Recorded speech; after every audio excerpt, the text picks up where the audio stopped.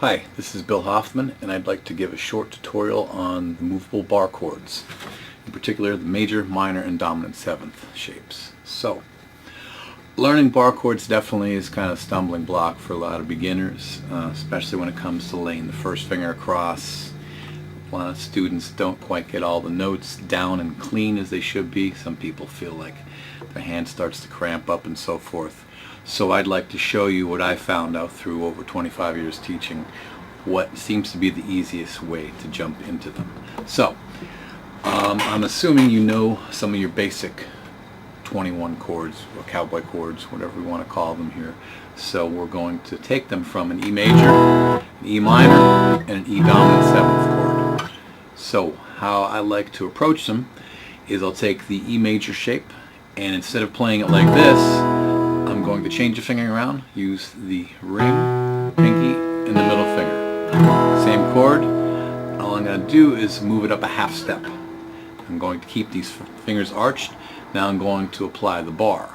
I think a lot of people try and incorporate and get that bar straight before they get the other fingers, and that's where they kind of get into a little trouble. So if you focus on what you already know, which is the typical shape, you're just adding the first finger in addition to.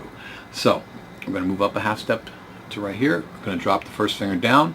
I'm going to keep even pressure across, and I'm going to put the pressure slightly on the side, not exactly in the middle part of the finger.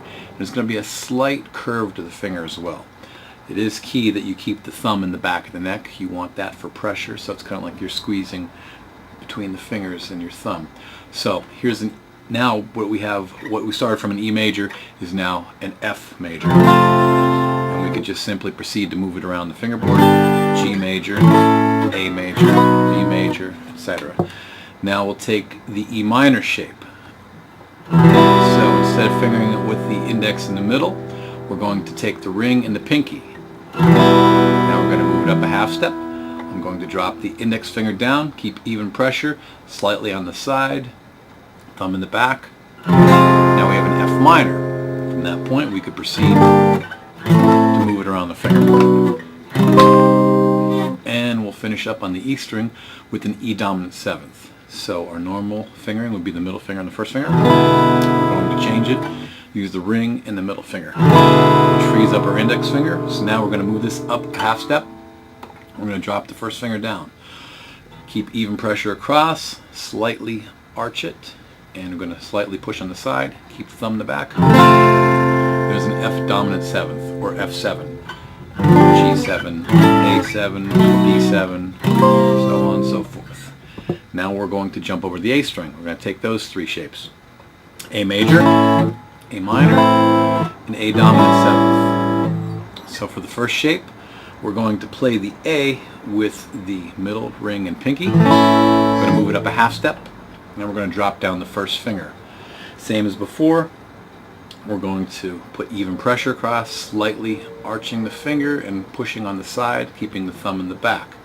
A lot of people I'll see will include the low E string in there, which is fine, but generally when you're playing a chord, or in this case these bar chords, you want the root note to be the strong note. If you were to play it like so, you'd hear the F in this case coming through a little bit.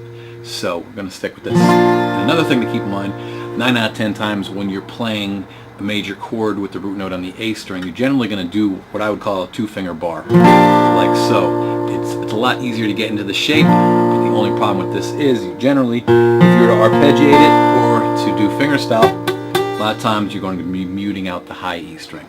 So for our purposes in learning the chord, we're going to do it like so. So here's a B flat major, and you can just simply proceed to move it around, and you'll see as the frets get smaller and you go higher, it is a little bit tougher to use this voicing or this fingering, so we would just simply revert to this. But like I said, 9 times out of 10 you're going to probably play it this way, but for a first-time learner I would learn this shape first, or this fingering first.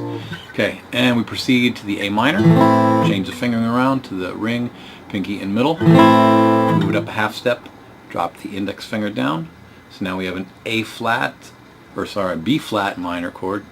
Okay, move it up to 3rd fret, C minor, D minor, so on and so forth. And lastly, in A7, I'm going to take the ring and the pinky, move it up a half step, drop the finger as before.